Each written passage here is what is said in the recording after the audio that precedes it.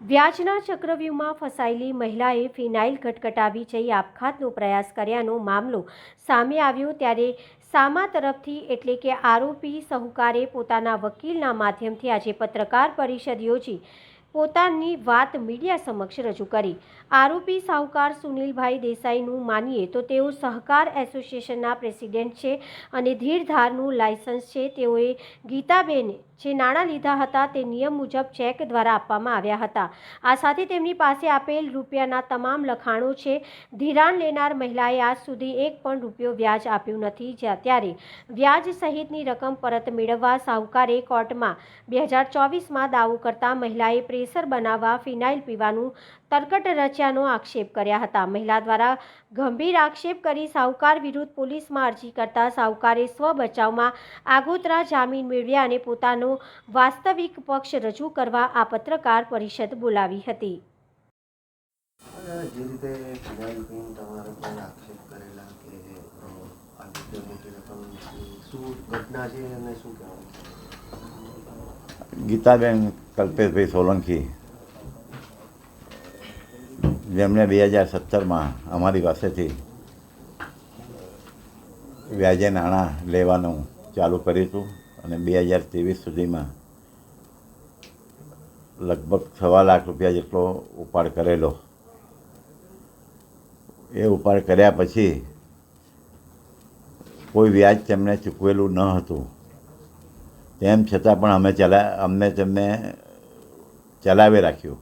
તેમના મમ્મી રમીલાબેન દોલતભાઈ સોલંકી, જેઓ પણ અમારા જ કસ્ટમર હતા 2009થી।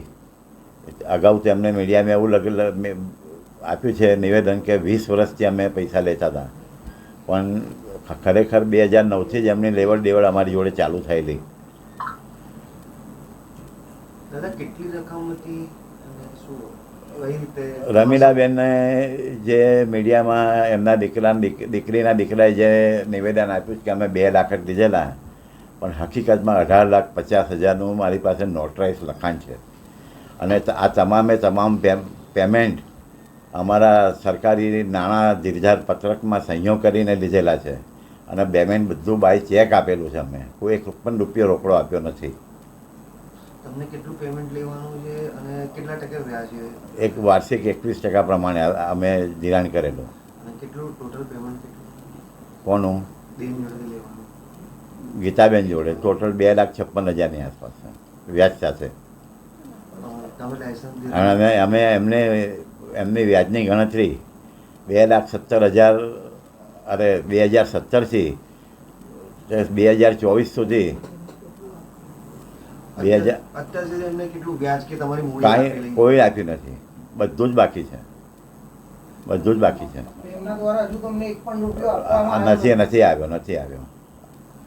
તો દાદા, આગળની કાર્યવાહી તમે જે કરવા તમને જે તે ટાઈમ પોલીસવાળાએ બોલાયેલા તે ટાઈમે શું ઘટના બનેલી? શું પોલીસે પહેલાં તો 2 પોલીસવાળા ઘરે આવ્યા કે તમે પોલીસ સ્ટેશન તમારું લાઇસન્સને એ લઈને આવો। અમે લાઇસન્સને લઈને ગયા પોલીસ સ્ટેશન, પીઆઈ સાહેબને મળ્યા એટલે પીઆઈ સાહેબ કહે છે કે તમે આ બધું આજે ગીતાબેનને ધિરાણ કરેલું છે એનું સાબિતી શું છે? મેં કહ્યું સાહેબ, બધા સરકારી પત્રકો ઉપર સહીઓ છે અને બધું જ પેમેન્ટ બધું બાય ચેક આપેલું છે। અમે કોઈ એક પણ રૂપિયો રોકડો આપ્યો નથી। એટલે કે એના પુરાવા તમારી પાસે મળશે બધા? અમુક હા સાહેબ મળશે। એટલે તરત અમે અમારા એડવોકેટને ફોન કર્યો કે કોર્ટમાં કેસ ફાઇલ કરેલો હતો એટલે પેપર બધા એમની પાસે પડેલા હતા, એટલે એમને રૂબરૂ બોલાયા અને એમણે પીઆઈ સાહેબની હાજરીમાં બધું જ રેકોર્ડ ત્યાં જમા કરાયો કપોરે પોલીસ સ્ટેશનમાં। તમને પોલીસ દ્વારા કોઈ દબાણ કરવામાં આવ્યું કે એવું કંઈ? હા, પછી બીજે દિવસે સવારે આ રેકોર્ડ અમે આપ્યા પછી રાત્રે પોલીસ કહે છે તમે ઘરે જતા રહો। પછી સવારના પોરમાં પાછો 10-10:30 ફોન આવ્યો કે નિવેદન લખાવા આવી જાઓ। એટલે મેં અમારા વકીલશ્રીને ફોન કર્યો, એમણે એવું કીધું કે ભાઈ હજી ફરિયાદીનો તો નિવેદન થયું નથી, ત્યાર પહેલાં આપણું નિવેદન કેમ? એટલે પોલીસે એક જાતનું દબાણ જ ઊભું કરેલું એક તરફી।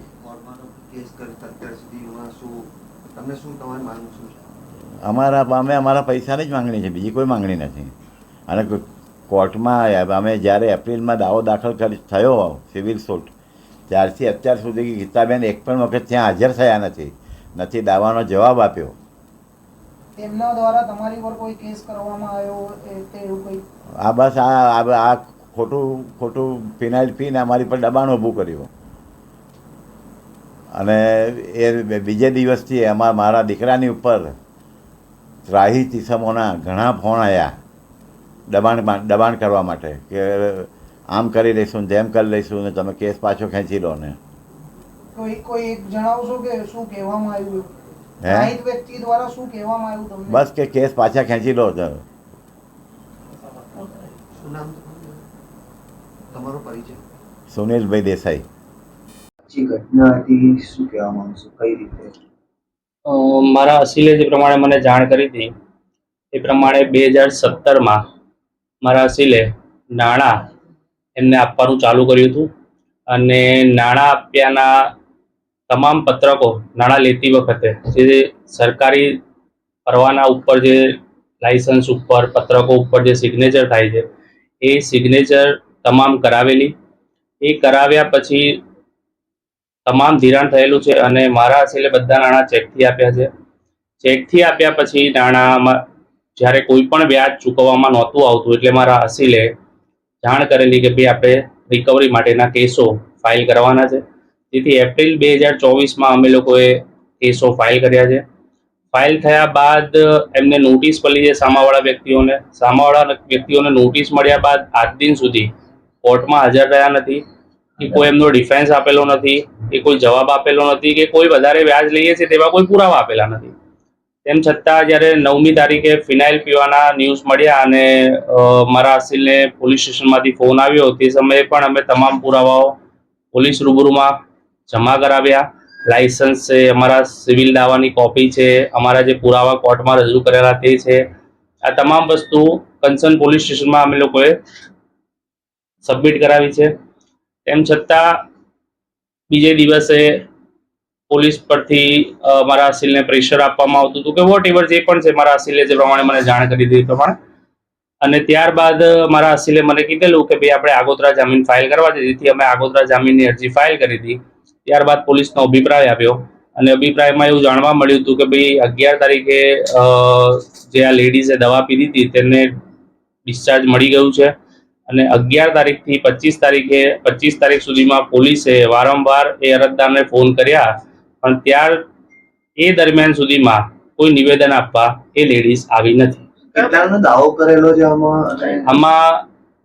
જેને ફિનાઇલ પીધું છે તેની ઉપર વ્યાજ સહિતની 2,57,000ની માંગણી છે અને જે બીજા બેન છે એની ઉપર 9.5 લાખની માંગણીનો અમે કેસ કરેલો છે. સિવિલ દાવો કોર્ટમાં સમરી શૂટ ફાઇલ કરેલો છે. એ બાબતનો મને આઈડિયા વધારે નથી કારણ કે મારા અસીલ જે પ્રમાણે અમે લોકોએ જ્યારે આગોતરા જામીન ફાઇલ કર્યા ત્યારબાદ અમારા અસીલ કોઈ એવી જગ્યા પર હતા કે જ્યાં અમારો કોન્ટેક્ટ નહોતો પણ એમના છોકરા થ્રુ અમને એવી ખબર પડતી હતી કે ભાઈ બહારના ત્રાહિત ઇસમો દ્વારા વારંવાર ફોન આવતા હતા અને તમે સમાધાન કરી લો, અમે તમારું સમાધાન કરાવી લઈશું અને આ કેસ પાછો ખેંચાવડાવીશું તેવું એમના છોકરા મારફતે અમને જાણવા મળ્યું હતું. પોલીસ દ્વારા આ પદ્ધતિમાં શું કાર્યવાહી કરવામાં આવી છે?